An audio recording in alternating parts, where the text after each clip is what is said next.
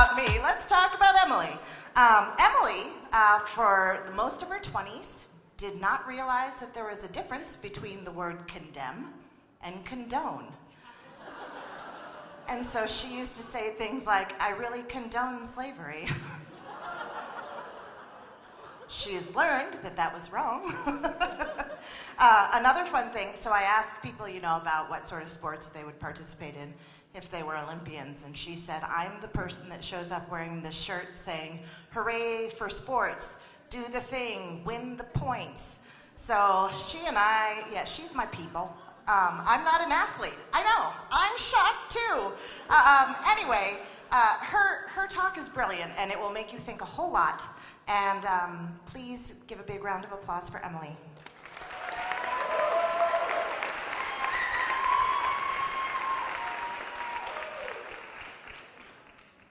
You're gonna love this because I'm locally sourced. Sugar-free, gluten-free, and environmentally friendly. My words are all natural, non-GMO verified, and made of recycled materials. For every minute of the speech you enjoy, I'll donate $1 to save the elephants. Does this sound familiar? Corporations want us to think that buying their products will solve the world's problems. They want to be extensions of us and our beliefs. And branding is more than a slogan. It's all those things, and it's a feeling, a way of life. Some see it as a magic pill to profit and success, but like a lot of drugs, there's some regret afterwards, or at least there is for me, and I'm here today to explain why. I want to start with the example of the Dove campaign for real beauty, one that focuses on embracing all body types and boosting self-esteem, especially for young girls. Dove released their first campaign video in 2007. It was titled Dove Evolution, and it shows the transformation that a model undergoes through hair, makeup, and Photoshop before her image appears on a billboard. Many people saw this as a sign that a corporation had finally grown a conscience, and I too love this message, but there's a caveat.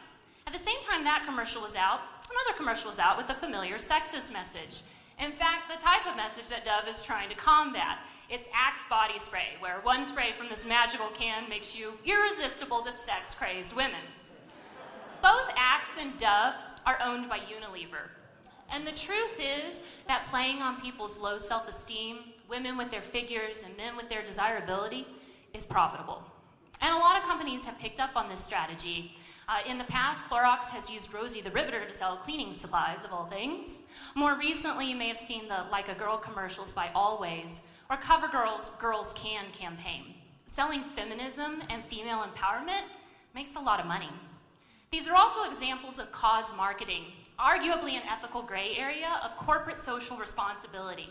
And since the 1990s, CSR and branding have been on the rise, often interrelatedly, as we want corporations to embody ethical business. But that doesn't necessarily make it so. For example, did you know that the community-minded Tom's of Maine has been bought out by the international behemoth Colgate-Palmolive, or that the nature-loving Burt's Bees is now under the umbrella of the biggest producer of bleach? Dawn Soap spends a lot of advertising dollars talking about its role in cleaning up oil spills, but what it doesn't advertise is that nearly 1/7 of its famous blue soap is made up of petroleum. So not as environmentally friendly as that cute baby penguin suggests it is. Or KFC's philanthropy, Buckets for the Cure. They help cure breast cancer by encouraging binge eating on antibiotic-laden chicken, rolled in processed breading, and dipped in frying oil. These are examples of greenwashing and the related term pinkwashing. And what that means is when a product claims that it's good for the environment or women's health, and it actually contributes to the problem it says it's helping. And corporations don't give as much as you think they do. Out of the $370 billion donated to the nonprofit sector last year, corporations contributed a hefty 5% of that sum, despite all the feel-good advertising they do. Look, I'm hating on capitalism too much. I'm not anti-capitalist. Let's switch to a less contentious subject. John Oliver's epic Donald Trump takedown wasn't about Trump. It was criticizing voters who are more persuaded by the Trump brand of wealth and success than the man. And when businesses get involved in politics, we praise them for raising awareness, but there's a bell curve as to when we actually need awareness. In LGBT rights, people like Harvey Milk make a difference. That gay pride cookie over there just boosts Oreo sales. And the bigger problem, or the reason that awareness is overrated, is because it promotes slacktivism.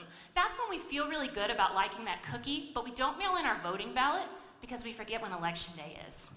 So at the end of my spark today, here's my friendly advice to you. First and foremost, do research. I mean, we're on our devices every day. Just start asking Siri something other than, where's the best happy hour in Denver? And second, act on what you find. Corporations want to please us, and they'll sometimes change in order to do so. But if you want change, go to the source. Walk around your neighborhood with open eyes and pay attention to policies and policymakers. Do something with your body and your mind, not your wallet. Or at least, don't make the marketplace the only way you bring about change. Because in the end, you want to make sure that you're emphasizing your bottom line and not theirs.